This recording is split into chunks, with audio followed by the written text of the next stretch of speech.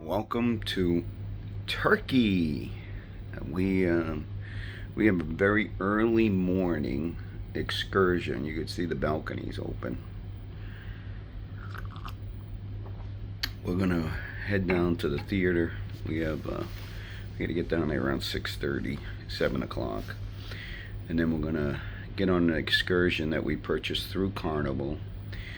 We typically don't do that, but because we're in Turkey and because of what's going on in Israel, we figured we'd do an excursion through the cruise ship just in case. We don't want anything to happen with the ship leaving us. So we're going to go to Ephesus today. We're going to go to Mary's house. It's a 7-hour excursion. There is a meal included. But Andrea's still napping. I'm up. I've already had my coffee or two. And thanks for coming along on this journey. I gotta go jump in the shower and then head down to the theater and head out for our excursion. The Ephesus in Turkey. Ephesus. Yeah, Andrea's, thank God she was a little bit of awake. She says, Ephesus. Alright, thank you for coming along. I think it's pronounced Kudeshi. What is it? Kusadasi. We're just getting off the ship. Now we need to find our excursion.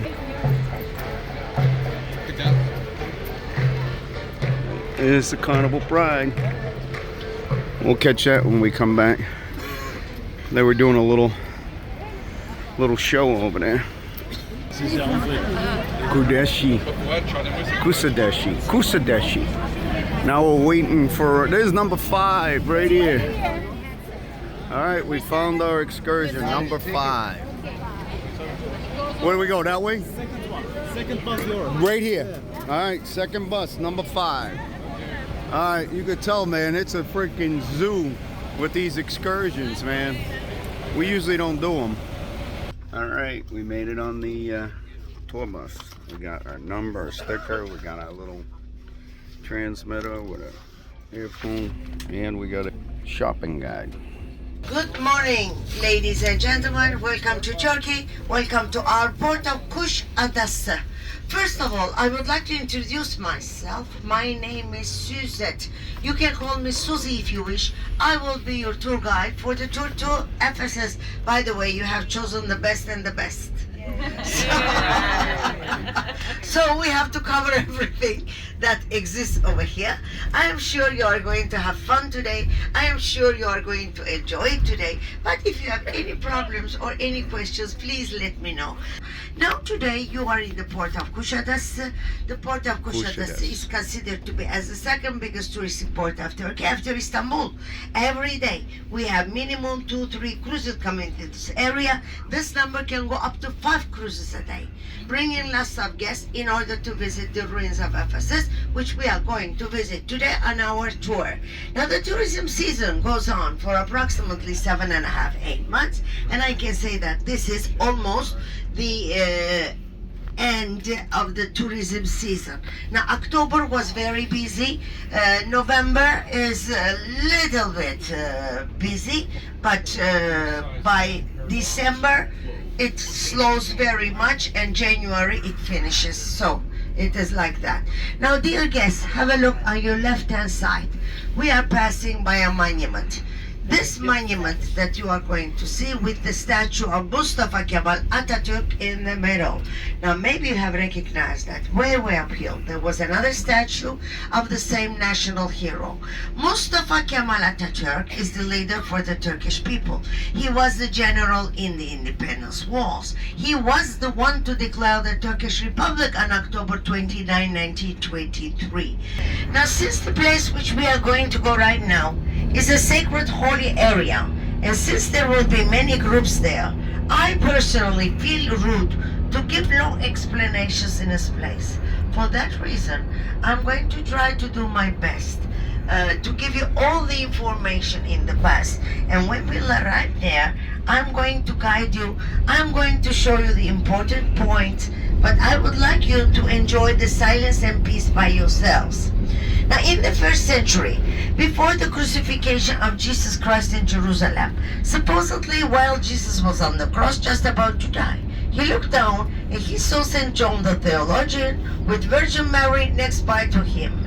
He immediately recommended his mother to him. And after the crucifixion of Jesus Christ, St. John began to occupy himself with the Blessed Mother till all the apostles were exiled from Jerusalem. So as he was coming out, he knew that he had to take her with him. And they both came to the spot of the world. St. John with Virgin Mary. For a very short period of time, they lived close to Ephesus. All right, dear guests, get ready. We are going to leave the bus.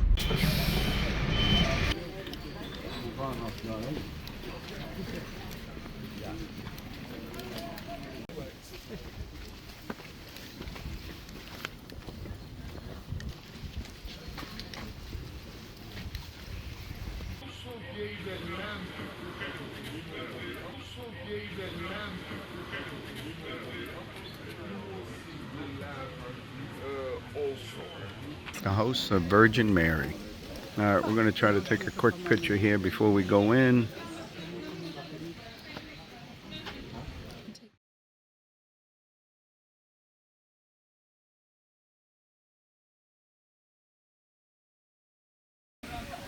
There's the line, and there's the house of the Virgin Mary. You can't take pictures inside, but they have a picture outside that you can take a picture of the picture with those reflections on it. Hey, Andrea, you want to say anything? No. So we're going to the wishing wall and the holy water? All right. That's the holy water. That's from the mountains. You're going to take some holy water, are you?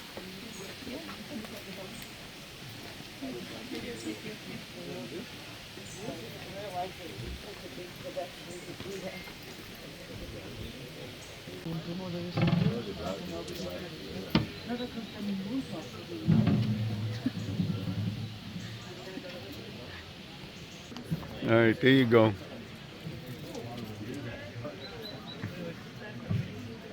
Then the wishing wall. Make a wish, put it on the wall. All right. It was the well at one point that fed Mother Mary's home. It's this water cistern.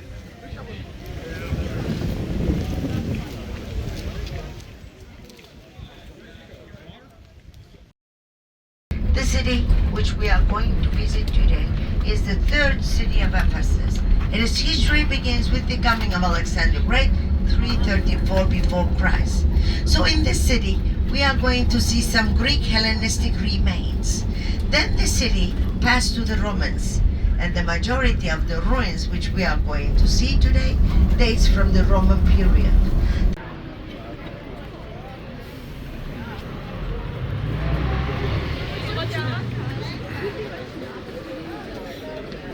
You got people just touching these random wild animals.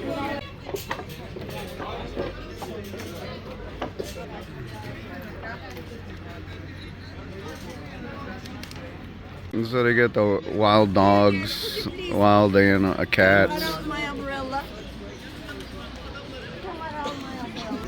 Okay, dear guests, welcome to Ephesus. Yes. Now that you are here, if you follow this umbrella, I don't think none of you will have any problems following me, okay? I am repeating, we are not coming back to this entry anymore, okay? We'll be walking down and our tour at the other side.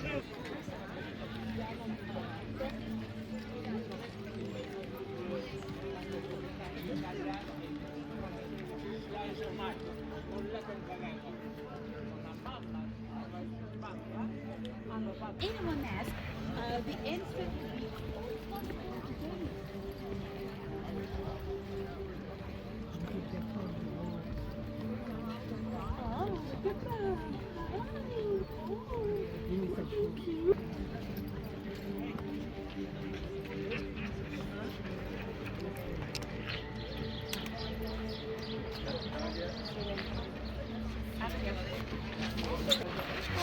Dear guests, are you all with me?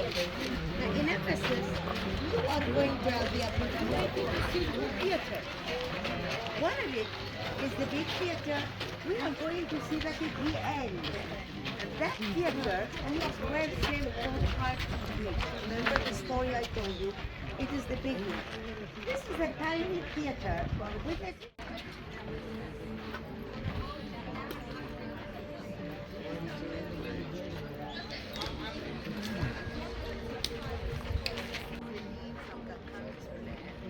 further on, I'm going to show you the compass columns, which is the mixture of Ionic and Touching a piece of Rome, thousands of years old. This piece of marble is crazy, huh?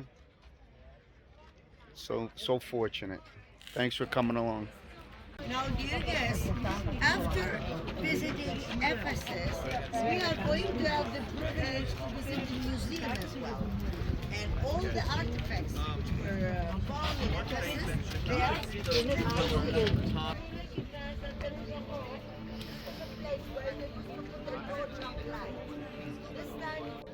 What about pharmacists? Now, okay, would you please come closer? Where in Bergamo we have found a complete hospital from the same day. But this is a small clinic here, and on the right hand side there was the pharmacy. Menus was the grandson of dictator Sulla. And when he won the war, they built this monument in honor of him. On the left hand side is menus. On the right hand side is his grandfather, dictator Sulla.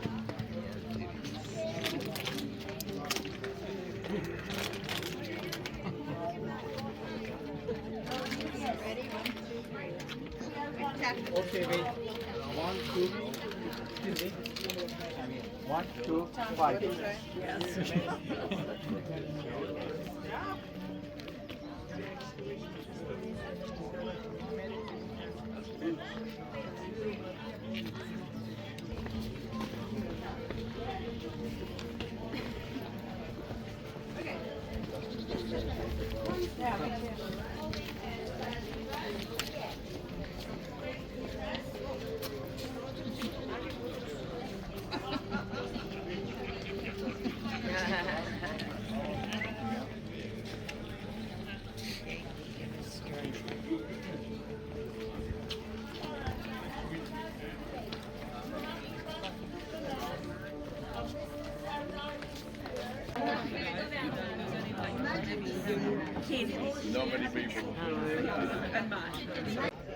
The floors, the streets are lined with marble. 70% of the marble production in the world comes from Turkey. So back in the day, everything was marble. The Romans put this all together. Ancient Roman city. Even though archaeological excavations prove that Ephesus dates long before the Roman period, it is during this time that it reached its glory. It is estimated that the population of this city would have exceeded 250,000 inhabitants, which would make it the fourth largest city of its time after Rome. It was visited by Alexander the Great, Julius Caesar, Mark Antony, and Cleopatra, and became the home to St. Paul, St. John, and the Virgin Mary.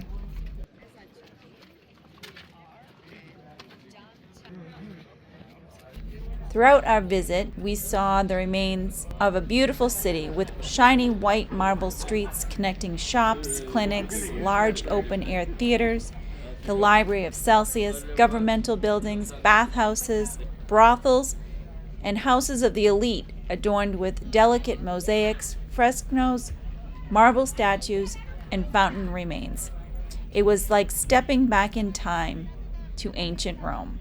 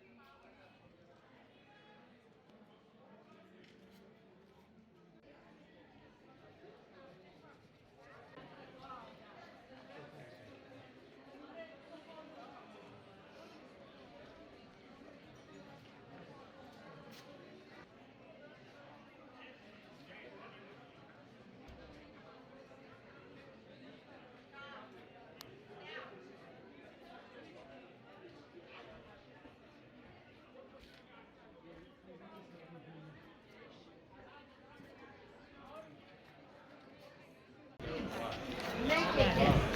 What the building across the library was? It was a hard guess. What was it? The bar? Bar. It was the brothel. Today, they are still in the process of excavating and preserving Ephesus to learn more of its history. So perhaps on a future visit, we might even be able to see more.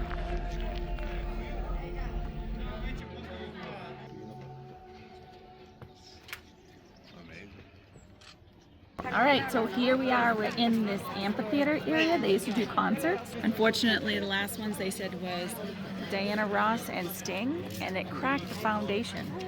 So they are, for 15 years, have been actually restoring it. But we're going to walk down this path. We've been told that Mark Antony and Cleopatra walked down here on their honeymoon.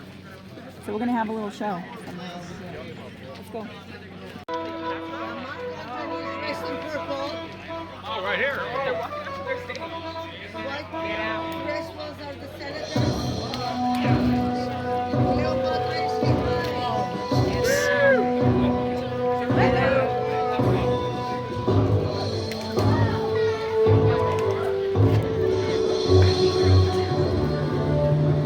Queen Cleopatra!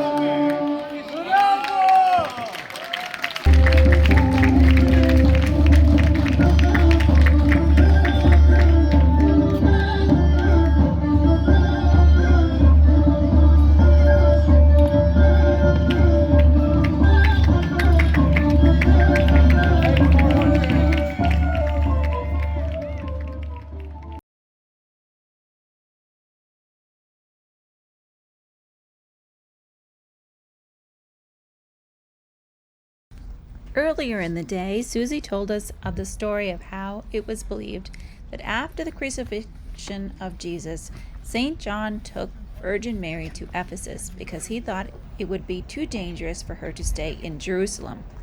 It is believed that the Virgin Mary lived with St. John in the house that we visited earlier until she died, and it is also believed that St. John buried her somewhere in the mountain where nobody knows the exact location but him. Now Susie is taking us to the Basilica of St. John. The monumental basilica was in the shape of a cross and once covered with 6 domes. Its construction, being of stone and brick, is extremely rare find among the architecture of its time. The tomb of St. John is raised by 2 steps and covered in marble. It was once under a central dome that was carried by the 4 columns at its corners. Hiç girmeyeceğim. Tek tek gösterince çok gürültü oluyor. Bir sürü grubuz. Gösterince salonları falan şey yapıyor. Fatih falan da hiç girmiyor. Oğuz Moğuz. Ben de girmeyeceğim. Aklında olsun. Yarım saat içeride vakit verip dışarı çıkacağım. How you doing, buddy?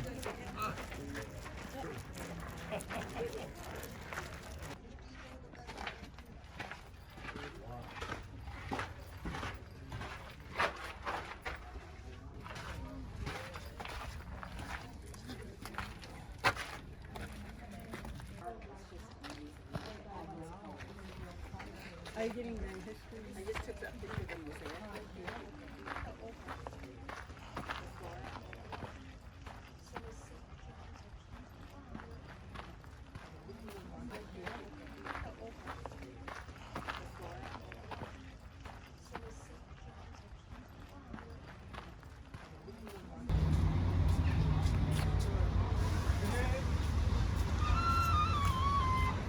You want to flip it there?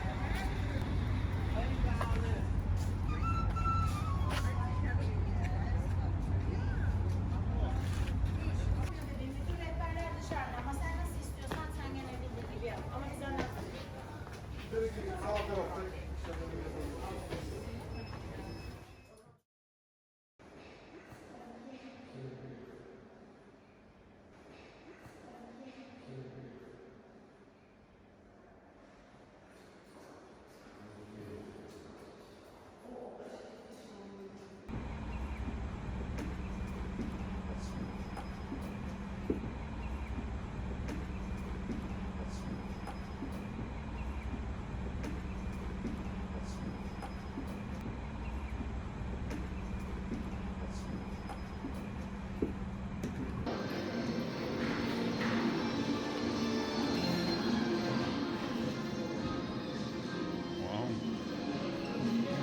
Wow, they doing a show too.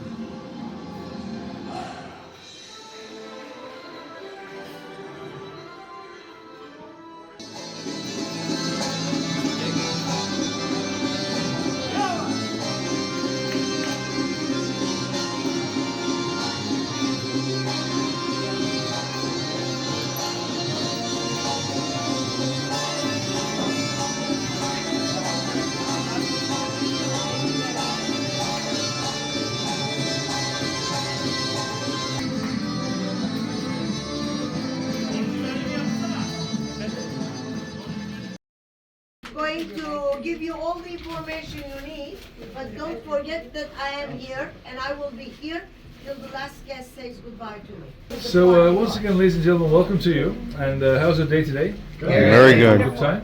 Good to hear. Do you all know what these are? Cocoons. Cocoons, exactly. Silk cocoons, that's right. Of course, China is the biggest country in the world that they produce silk. And some way, somehow, they got smuggled here into this part of the world. This is how we have the chance to have them.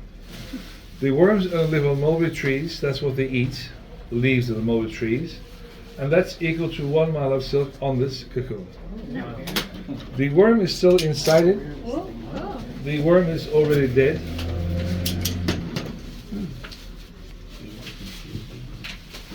That's the worm. That is dry and dead. Now what happens is if the worm cuts a hole like this, it'll first come out of the cocoon and become a caterpillar. Like this. Afterwards, it will turn into a moth. It will live for 2 weeks, then it will die. These have not completed their birth, this is why they died inside the cocoon. If you do touch it, you can feel that it's quite hard. So please pass it on.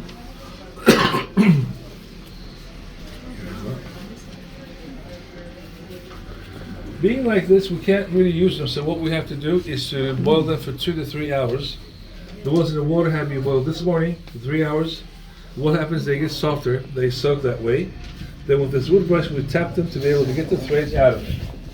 My assistant now, Ismail, his name, he's going to show you how we take the silk from them.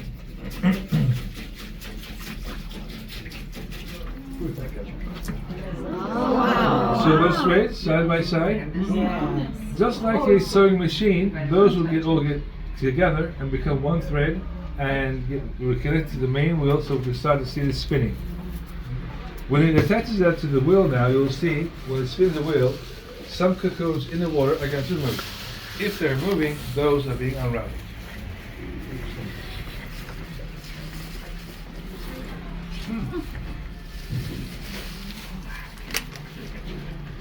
Like this. So those are being unraveled now. If you'd like to bring your hand close to mine and feel the vibration like this, more than welcome. Try. Yeah. Oh, look Feel at it? that. Yes. Oh, it's so strong. Very strong. I would have thought it was gross. Yeah. Exactly. Now silk is the strongest natural fiber on earth. The thick rope that they use for the ships today is made out of silk. That's how strong silk can be. Wow. And as ladies know very well together, that silk is a very soft material. With the shirts you wear, the blouse you wear, true, it is soft. But when we take off the silk from that wheel, when we dry it, it starts to feel pretty much like the tail of the horse. Like over here, I'm going to give you a butt so you can feel how hard it feels.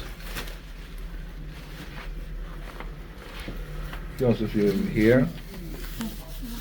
Feels like a horse's tail. It does. And the thickness of that is 20 cocoons being twisted. That's how thick that is. In my hand here, this is 100 twists. Wow. That's why the whole thing is soft now. That's been dyed. It is ready to be used. Oh, very So it's soft. ready to be used. And maybe your guide Suzette had told you this morning that Turkey is a nomadic country. We used to live in tents in the old days and ride camels, but we don't ride camels anymore. Have you seen it on the road? No camels. And one thing has not changed, yes, horses. Has not changed that we still make the rugs. The one next to the gentleman on the wall in the red color, the runner shape, is made out of pure wool. Why? Because Turkey is a sheep country. We have plenty of sheep in the country. And approximately 12 miles south from here, we have the cotton yards. That's where we get the local cotton from. And the latest, of course, is silk, and that's here from the wall you can see in the blue color. In the beautiful detail right there. This is my family business, and I work with approximately 2,000 weavers, and I sponsor about 600 students. And in my spare time, I teach them how to make these rugs, and I have to draw designs as well. With the lockdown that we all went through, if you remember, we weren't allowed to go to the groceries. What did they say to us? Stay at home. Who stayed at home? Me. Yeah. I stayed at home the most. Difference in me now. Now my weavers got bored at home doing nothing, so what we did that we moved some looms out from the workshop to their homes. That's where they kept on working. This brought us from 3,000 rugs up to 5,700 of them. And upstairs we have 12 showrooms, a weaver to show how we make them on the loom, and I'm going to explain that to you. We also have some drinks upstairs together. If you please follow my assistant through the door, on the right side there's the stairs, left side there's a lift if you like to use. I thank you very much. I'll meet you all upstairs. Thank you. Pleasure. And let me also introduce you to a living legend over here. This is Mrs. Jana, and she's been with us for 23 years. This year, one of the best weavers I've come across with. Merhaba. Merhaba. That means hello, merhaba. Now, to make this more simple for you to understand how we make a rug, how we start to make it, on this board here you can see two different knots being displayed. The one in green is called single, this is called double. That is used by other countries, and here in Turkey we use a double knot only. The difference is, this is wrapped once around one side and the other side is loose, as you can see. Our way is once and then twice. So that's more time consuming, more material, but eventually that will be more durable. When I say durable, that means minimum 150 up to 200 years of lifetime. That is long, very long. First of all, I'm going to ask her to slow down so you can see the single knot first on the loom. I'll take it home. If you watch your hand, that's single. And now double. Once and then twice. That's the Turkish way. How does she know the design? By now she knows it by heart. How? Because she's made so many of them. Only in case if she forgets some part of it, she can always get back to this board here.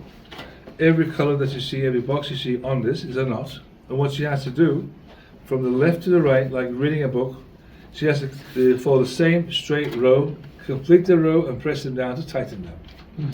To tighten, she has to use a comb. That's the comb. And if we pretend that that's a loom right here, every time that she'll either press or pound those knots down, the amount of strength, the power, must always start the same, go the same all the way to the end to be able to keep it straight. We don't do it that way. Be one side hard, the other side softer. After a while, it can go crooked. It's got to be straight. Let's see that now.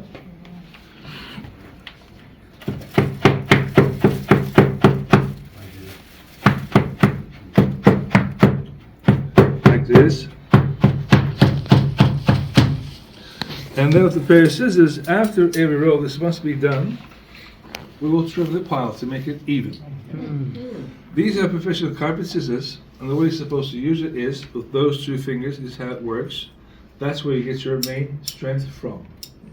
If you don't push those two strong enough, that means they're going to give all the pressure to the right fingers, the other fingers, and the joints are going to hurt. And you can't cut it straight that way. It has to be even the way you cut it too. See how even the pile is that she's cutting? That's the pile part of the carpet. Okay? Wow.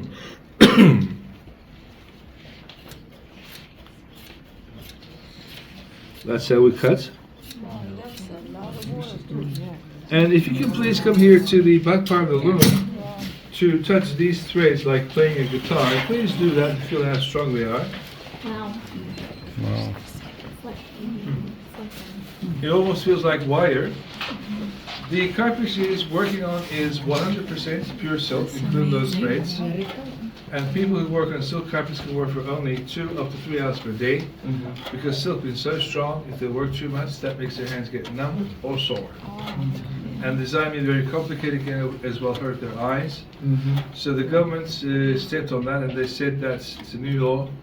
They come to work at 9 o'clock till 10. They should have their tea, breakfast, and coffee. From 10 to 10:30, only half an hour work, then 1 hour off. That's the way to work on these rugs. So today it's been exactly 78 days that she's been working on that carpet floor. This is how far she's gone with it. You can see about 6 inches from here on the back of it, maybe a little more less than that from the front, and it's not yet completed. She's 78. 78? 78 days. That's how far she's gone. That's what it usually take for like a one silk rug to be like completely finished. So this one to be completed, she still needs another 10 more months. 1 year, full year is what she needs. That's what it takes, a whole year. A whole year, yes, that's right. And if you think of what does 1 year look like, that's 1 year work. In my hand. It's just about the same size too. Well, that's just all silk. That's wool. That's less. Oh, okay. Wool takes less time to make. This is 1 full year work in my hand. This is silk. And this is going to be on somebody's floor for 200 years. God knows who, but 200 years. That's how durable that carpet's going to be. Now, if she was going to make a wool one instead of silk in the same size, time-wise there's a huge difference in between. Now this wool carpet here takes her about 18-20 days to make the whole piece. So that's 1 year work, 20 days of work. Well, that's where the price is like if you go to a store, silk's on the high end, wool's on the low end. That's the reason why. And if we compare them both to each other, let's see the differences in between. This is a lot less detailed than silk, as you can all see. That's one advantage for the weaver. Secondly, if we look at the back side, we can see that the knots are much bigger. She can make more rows in a day, because that's got only 92 knots in a square inch. This one here has 645 knots in a square inch. But she can make less knots in 1 day. That's where the price difference comes from.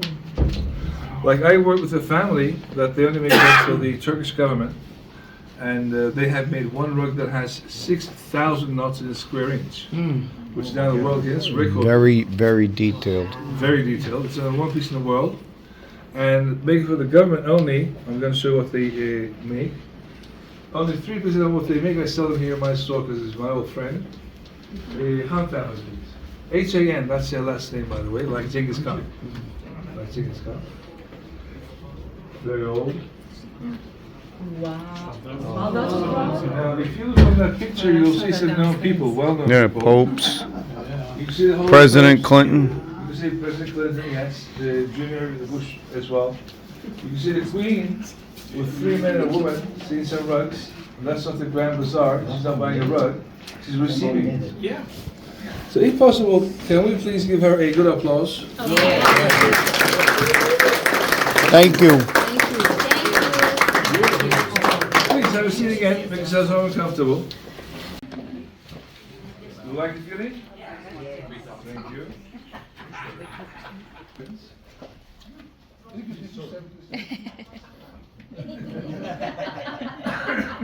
Very soft. Thank you. See what happens this way. Oh, wow. Oh wow, look at that. That's the nap. Where one side absorbs, one side reflects the light. That's when they change color. Let's see some more. That was pretty cool. Now, for you to know, ladies and gentlemen, all of these rugs are handmade and they're not supposed to match the color of a sofa, drapes, or wallpaper. As long as we like them. If we like them, we can always find a place to use them, have them in our life, because each one's going to be there for a lifetime. Ankara is my capital city, as you probably know, and it's very well known with the Angora goat's wool. This over here is Angora goat's wool, which is going to be extremely high quality and very soft. When it's open, please come along and step on this one now. Please. Oh, look at that. The hair of the goat is straight, that's what's going to be very soft. You sit, the next one here. This one here is made with baby lamb's wool this time. Baby lamb, that one there. That's going to feel more coarse this time, so this is a curly animal. They know it's curly. Now you know. See a different softness? Still beautiful and soft, but coarse compared to the goat. Now this one here is...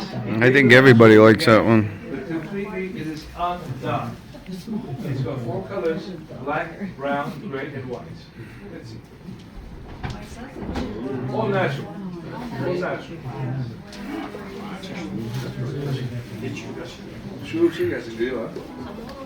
There is also another one over here, the same family.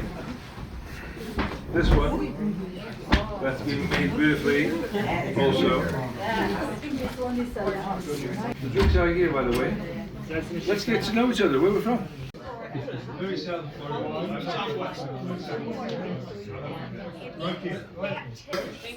It's like a museum. It is. It's the talent here is unbelievable. The quality is unbelievable. Quite a lot. Yeah, we're learning a lot.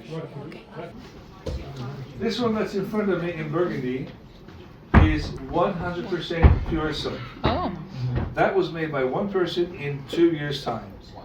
After a discount, that will be delivered to you for only $29,000. This one here is half and half. Half silk, half cotton. That's about 10 months' work. After a discount, that's going to be in the range of only $11,000. This one here is made with 100% bamboo. That's going to be only $6,000. Just left our carpet demonstration. It was amazing. We loved it. If we weren't cruising for as long as we're cruising, we probably would have bought a carpet. That's how amazing they were. You agree? They were beautiful. So they dropped us off right here next to the ship. We're right in the cruise port. And this is where we did the carpet demonstration. Artisan quality. They did a pretty good job. All right, we gotta go find some stamps. All right, we gotta go find some stamps.